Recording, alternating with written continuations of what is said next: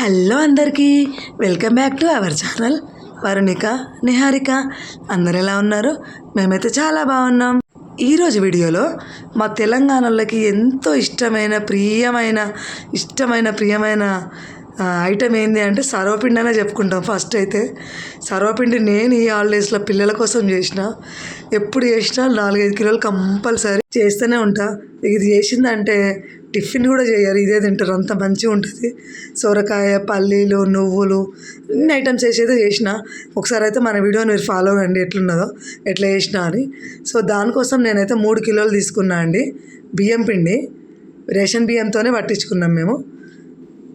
దాంట్లోకి సొరకాయ ఒక మీడియం సైజ్ తీసుకున్నా, చిన్న చిన్న ముక్కలుగా తరిగి పెట్టుకున్నా. మీరు కేజీ క్వాంటిటీ చేసినట్టయితే తక్కువ వేసుకోండి.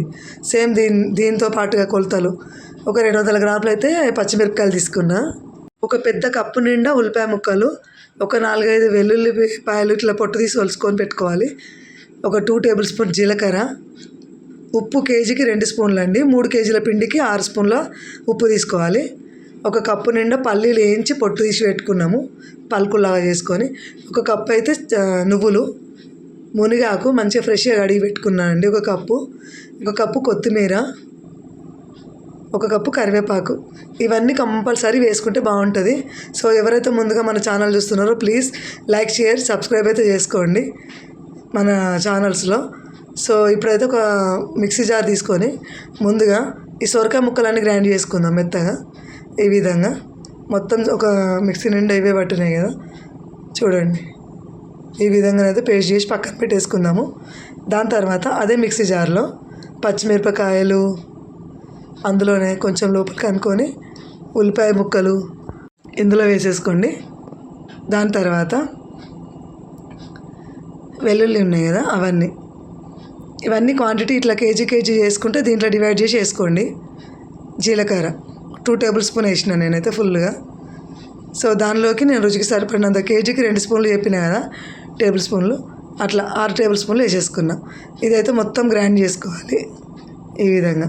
ఇందులో ఇప్పుడు కొంచెం వాటర్ వేసేసుకుందాం. మనం వాటర్ వేసేసుకొని గ్రైండ్ చేసుకుందాం.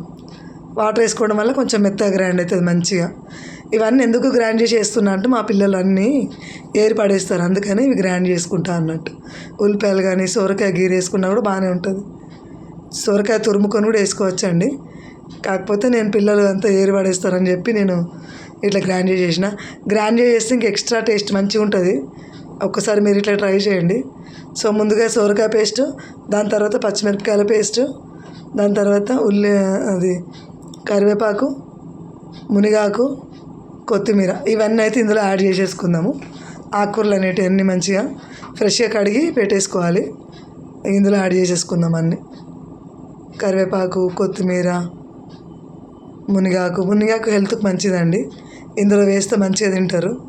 దాని తర్వాత నువ్వులు వేసేసుకుందాము. దాని తర్వాత పల్లీలు వేసేసుకుందాం. పల్లీలు వేసుకొని ఇవన్నీ ఇప్పుడు ఏం చేయాలంటే మొత్తం ఫస్ట్ అయితే వాటర్ వేయకముందే మొత్తం ఈ పేస్టులు, ఇవి పప్పులు, నువ్వులు, ఉప్పు, కారాలు అన్నీ మంచిగా పిండికి కలిసేలాగా ఈ విధంగా ముందే కలిపేసుకుందాం మనం. ఇట్లా మొత్తము అంతా అడిగేలా మొత్తం కలిసిపోవాలి ఈ పేస్ట్ అనేది. ఇంగ్రీడియంట్స్ అన్నీ పిండికి పట్టుకున్నాయి కదా. ఇప్పుడు కొంచెం మిక్సీలో వాటర్ వేసుకుందాం ఇందులో. ఈ విధంగా వేసుకొని ఇప్పుడు కొంచెం నీళ్ళు పోసుకొని మంచిగా కలుపుకోవాలండి పిండిని. చపాతీ పిండిలాగా, సేమ్ చపాతీ పిండి ఎట్లుంటుందో ఆ టైప్లో ఆ క్వాంటిటీలో కలుపుకుంటే సరిపోతుంది. అట్లా ఆ మోతాదులో మనం, అది ఎట్లా బాగా లూజ్ ఉండదు, బాగా గట్టిగా ఉండదు. అట్లా చూడండి. ఈ విధంగా పిండిని గట్టిగా విసికి పట్టుకోవడం వల్ల మంచిగా కలిసిపోతుంది అన్ని ఇంగ్రీడియంట్స్ అన్నీ పిండికి. ఇలా ముందుగానే పిండిని మొత్తం కలిపి పెట్టుకోవాలి. పిండి మంచిగా నానడం వల్ల సర్వపిండి అనేది కూడా మంచిగా సాఫ్ట్గా, అటు క్రిస్పీ ఉండదు బాగా, ఇటు మెత్తగా ఉండదు, మీడియంగా మంచిగా క్రిస్పీగా పంటికి అన్నీ తగులుతుంటే అట్లుంటుంది. సో ఇప్పుడైతే మనము ఒక పెద్ద గిన్నె తీసుకుందాం, వెడల్పుది గిన్నె తీసుకొని పిండి తీసుకుందాం కొద్దిగా అంతా. మళ్ళీ అంతా పిసికినా కూడా మళ్ళీ కొద్దిగా సపరేట్గా మనం గిన్నె కొత్తుకునేటప్పుడు మళ్ళీ కొద్దిగా తీసుకొని మళ్ళీ కొంచెం మంచిగా ఇట్లా విసుకోవాలండి. చపాతీ చేసేటప్పుడు మనం ఒక ముద్ద తీసుకొని ఎట్లా గట్టిగా విసుకుతామో అట్లా ఈ ముద్దను కూడా అట్లనే విసుకొని ఆ గిన్నె కొత్తుకోవాలి. ఇలా మంచిగా కలిసిపోయింది. పిండి కూడా మంచిగా నానిందండి. ఈ విధంగా మంచిగానైతే ఒత్తుకుందాం ఇట్లా పిండిని. ఇట్లా కొద్దిగా ఇట్లా వెడల్పు చేసేసుకొని దాన్ని గిన్నెలో పెట్టేసుకుందాం. గిన్నెలో నూనె అంతా వెడల్పు అనుకొని ఆ గిన్నెకు ఒత్తుకోవాలండి. చూడండి ఒత్తుకోవడం ఇట్లా 4 వేళ్ళతోని ఇట్లా కొంచెం కొంచెం ఇట్లా అంటూ ఉంటే వెడల్పుగా అంటూ ఉంటే అదే ఈ ఆయిల్లో కలిసిపోయి స్ప్రెడ్ అవుతూ ఉంటుంది. సో ఈ విధంగా గిన్నెకు మొత్తం ఇట్లా ఒత్తుకోవాలి. దాని తర్వాత మెయిన్గా ఈ హోల్స్ పెట్టుకోవాలండి. సర్వపిండికి ఎప్పుడైనా సరే ఎంత పెద్ద గిన్నెలైనా సరే ఈ హోల్స్ పెట్టుకోవడం ఇంపార్టెంట్. హోల్స్ ఎందుకంటే మనం హోల్స్ పెట్టిన దగ్గర మంచిగా ఎయిర్ అనేది లోపలికి పోయి గాలి అనేది మంచిగా కాలుతుంది, ఈవెన్గా కాలుతుంది సర్వపిండి అనేది. సో ఆయిల్ కొంచెం అట్లా ఎక్కువ ఉంటేనో ఏం లేదు, లేకపోతే ఆ హోల్స్ దగ్గర కొంచెం ఆయిల్ అనేది కూడా పోసుకోవాలి. సో ఈ గిన్నెకి నేను ముందే ఆయిల్ ఎక్కువ పోసుకున్నా కాబట్టి మంచిగానే సరిపోతుంది. ఈ గిన్నె కూడా అంతే. నేను ఒక్కొక్క గిన్నెలో ఎట్లా ఒత్తాలనేది చూపిస్తాను అండి. ఎందుకంటే మీకు డౌట్ రావచ్చు, ఈ గిన్నెలో వేసుకుంటే మంచిగా వస్తుందా, ఈ గిన్నెలో వేసుకుంటే మంచిగా వస్తుందా అని. సో ఆ డౌట్స్ అన్నీ ఏం అక్కర్లేదు మీకు. ఏ గిన్నెలు ఒత్తుకున్నా సరే మనకు ఆ హోల్స్ పెట్టుకోవడం ఇంపార్టెంట్, సర్వపిండి కాలడం ఇంపార్టెంట్ అండి. మనం గిన్నెను తిప్పుకొని కాల్చుకుంటే ఎంత మంచిగా కాలుతుంది అంటే అంత మంచిగా కాలుతుంది. మీడియం ఫ్లేమ్లో, లో ఫ్లేమ్లో అట్లా అటు ఇటు అడ్జస్ట్ చేసుకుంటూ మనం ఈ సర్వపిండి అనేది కాల్చుకోవాలి. ఇది మేము మా ఇంట్లో చేసినామంటే అసలు దీని మీదనే ఉంటారు. అన్నం కూడా చక్కగా తినరు, టిఫిన్ అయితే తినరు, ఇదే తిని కడుపు నింపుకుంటారు. అంత ఇష్టం అండి పిల్లలకైనా ఎవరికైనా మా ఇంట్లో. సో దీంట్లో కొంచెం ఆయిల్ తక్కువ ఉందని కొంచెం అయితే ఆయిల్ వేసేసిన. ఈ విధంగా హోల్స్లలో కొంచెం ఆయిల్ పోసినాం అనుకో అది మంచిగా కాలుతుంది, ఎర్రగా కలర్గా మంచిగా. ఇగో ఇప్పుడు ఇదొక గిన్నె, ఇదొక టైప్ గిన్నె, కొంచెం లోపలికి ఉంటుంది, వెడల్పే ఉంటుంది. సో ఈ గిన్నె కూడా అట్లనే సేమ్ అన్నిట్లనే ఒత్తుకోవాలండి. ఇది అందరికీ కొంతమందికి తెలిసే ఉంటుంది. తెలియని వాళ్ళు ఎవరంటే కొత్తగా పెళ్ళైన వాళ్ళు ఉన్నారనుకోండి, వాళ్ళు వంట నేర్చుకునే వాళ్ళు కానీ ఎప్పుడైనా ఏదైనా నేర్చుకోవాలి, ఖచ్చితంగా నేర్చుకొని చేసుకోవాలి, తినాలి, ఇంట్లో అందరికీ చేసి పెట్టాలి. ఎంత మంచిగా ఏది లేదండి, సింపుల్గా ఇట్లా చూసుకుంటా వీడియో చూసుకుంటా అన్నీ కలుపుకొని చేసుకోవడమే. కొంచెం స్టవ్ దగ్గరికి పోని వాళ్ళు అయితే కొంచెం జాగ్రత్తగా చేసుకోవాలి. స్టవ్ అలవాటు లేని వాళ్ళు కొంచెం తిప్పుకుంటూ సర్వపిండిని ఎప్పుడైనా మనం తిప్పుకుంటూ మార్చి గిన్నె అటు ఇటు తిప్పుతుంటే అంత ఈవెన్గా మంచిగా ఒక్క తీరుగా కాలుతుంది. సో ఈ విధంగానైతే మనం ఒత్తుకున్నాము 4 గిన్నెలు. ఇప్పుడు చూడండి 4 స్టవ్లు వెలిగించుకుందాం ఫస్ట్. ఇంకా ఈ స్టవ్ దగ్గర అయితే 2 ఉండాలి ఖచ్చితంగా. రెండొకరు చూడాలి. ఇక మేము మొత్తం ముగ్గురం తోడుకోవడం కాబట్టి నేనైతే ఒత్తుతుంటా. మా చెల్లెళ్ళు 2 అయితే ఇక పొయ్యి దగ్గరనే ఉండి చూస్తుంటారు. ఇది మనం ఎప్పుడైనా ఇది ఒత్తి పొయ్యి మీద పెట్టినామంటే మనం అక్కడ స్టవ్ దగ్గరనే ఉండి తిప్పుకుంటూ కాల్చుకోవాలండి. అట్లా కాల్చుకోలేదనుకోండి, అట్లనే పెట్టి వదిలేసినాం అనుకోండి అదే కాలుతుందని. అది మధ్యలోనే కాలి ఆ సైడ్స్కి కాలదు, మధ్యలో మాడిపోయినట్టు అవుతుంది. అప్పుడు టేస్ట్ సరిగా ఉండదు, బాగుండదు టేస్ట్ అస్సలు. ఎప్పుడు కానీ ఏ పని చేసినా కరెక్ట్గా చేయాలన్నట్టు అది వాళ్ళైతే ఇప్పుడు చూస్తున్నారు. ఇప్పుడు నేనైతే ఇంకో గిన్నె రెడీ చేసుకుంటున్నా. ఇలాంటి గిన్నెలు ఇవి గుండు గిన్నె అంటారండి. ఇది కూడా కూర వండుకునే గిన్నె. ఇది మీకు డౌట్ రావద్దు కదా ఎల్లనైనా చేసుకోవచ్చా అనేది. ఏ గిన్నెలు కానీ ప్యాన్లు కానీ పెనం మీద దేని మీద చేసినా పర్వాలేదు.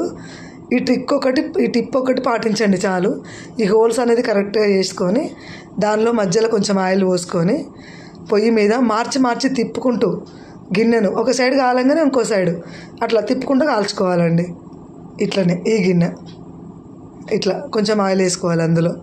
ఇది పక్కన పెట్టుకుందాం. దానికన్నా ఇది కొంచెం చిన్నది, కొంచెం పలచగా ఉంటుందండి ఈ గిన్నె.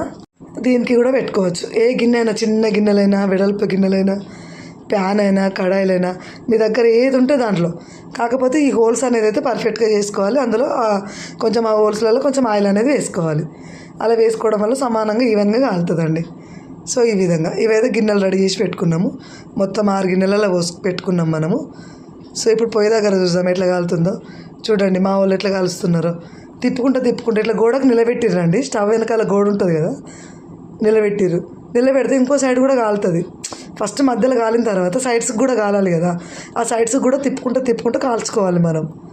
ఒక బట్ట పట్టుకొని ఇట్లా పట్టుకొని చేతిలో ఇట్లా ఇంకా ఒక సైడ్ పై సైడ్ కాలింది కదా, కింది సైడ్ అట్లా అనమాట. అది గోడకు నిలబెట్టినారు సైడ్స్ కాలవడానికి. ఇట్లా పర్ఫెక్ట్గా కాల్చుకుంటేనే అది మంచిగా ఉంటుంది. మంచిగా ఇటు క్రిస్పీగా ఉండదు, ఇటు మెత్తగా ఉండదు, ఈవెన్గా మంచిగా కాలుతుంది. తింటుంటే తినాలనిపించేటట్టు. చూడండి ఈ విధంగా ఇవైతే రెడీ అయిపోతున్నాయి మాది. మా తెలంగాణ స్టైల్లో మా సర్వపిండి మేము ఇట్లా చేస్తాం. మీరైతే మీ స్టైల్లో ఎవరెవరు ఎట్లా చేస్తారో అదొకసారి అయితే మాకు కామెంట్ రూపంలో తెలియజేయండి. సో మాలాగా ట్రై చేసి కూడా మీకు ఎట్లా వచ్చిందో అది కూడా కామెంట్ చేయండి. సో మేము కొంచెం హ్యాపీ ఫీల్ అవుతాం మాలాగా చేసేటోళ్ళు కూడా ఉన్నారని. చూడండి ఇప్పుడైతే మా సర్వపిండి రెడీ అయిపోయింది. ఎట్లా కాల్చుకున్నాం ఒక్కసారి అయితే చూడండి. వావ్, చూడండి కలర్ఫుల్గా ఎంత మంచిగా డార్క్ బ్రౌన్ కలర్ లెక్క, లైట్ బ్రౌన్ కలర్ లెక్క అక్కడక్కడ కాలుతూ అక్కడక్కడ ఎల్లోయిష్గా ఎంత మంచిగా కాలింది కదండి, గోల్డెన్ బ్రౌన్ కలర్ లెక్క. ఇంతేనండి, సింపుల్గా ఎవరైనా చేసుకోవచ్చు. కాకపోతే ఇది పిల్లలు చేసే ఐటెం కాదు, పెద్దవాళ్ళే చేయాలి. కొత్తగా నేర్చుకునే వాళ్ళు కూడా చేయొచ్చు. సో బాగుంది కదండి, చాలా బాగుంటుంది. నువ్వులు వేసుకొని పల్లీలు వేసుకొని చేసుకుంటే సోరకాయ పేస్టు, మునిగాకు, ఇవన్నీ హెల్తీ రెసిపీ కూడా అండి. ఇవన్నీ వేసుకుంటాం కదా, హెల్తీ రెసిపీ కూడా చాలా బాగా కుదిరిందండి. సో మా సర్వపిండి ఎట్లున్నదో మాకు ఒకసారి అయితే కామెంట్ రూపంలో తెలియజేయండి. బాగుంది కదా. ఇప్పుడైతే చేయడం మొత్తం కంప్లీట్ అయినాక నేను చూపిస్తున్నా మీకు. చూడండి ఎంత బాగుంది, ఎమ్మీగా. సో ఈ వీడియో మీకు నచ్చిందని నేను అనుకుంటున్నా, తప్పకుండా నచ్చుతుంది. ఈ వీడియో మీకు నచ్చినట్టయితే ప్లీజ్ లైక్ చేయండి, షేర్ చేయండి. మరిన్ని వీడియోస్ కోసం కొత్తగా ఎవరు చూస్తున్నారో వాళ్ళు ప్లీజ్ సబ్స్క్రైబ్ అయితే చేసేసుకోండి.